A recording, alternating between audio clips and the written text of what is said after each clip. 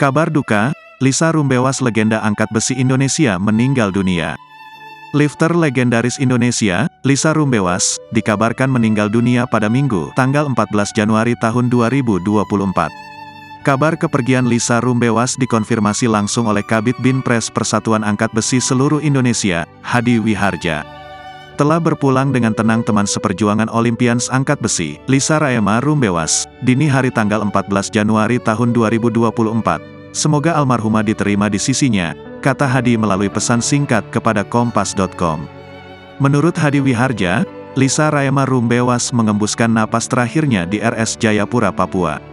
Adapun menurut Kompas Data, Lisa merupakan lifter pertama Indonesia, sekaligus pertama dari Papua yang dalam 3 keikutsertaannya pada Olimpiade selalu merebut medali.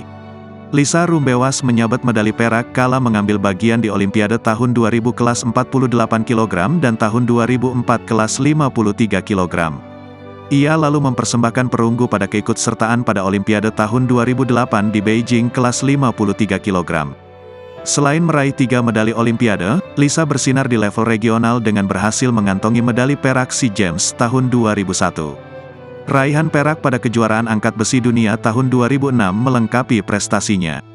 Setelah itu, Lisa Rumbewas berhasil menyabet medali emas SEA Games tahun 2009 pada kelas 58 kg.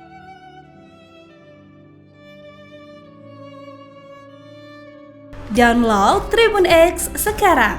Menghadirkan lokal menjadi Indonesia.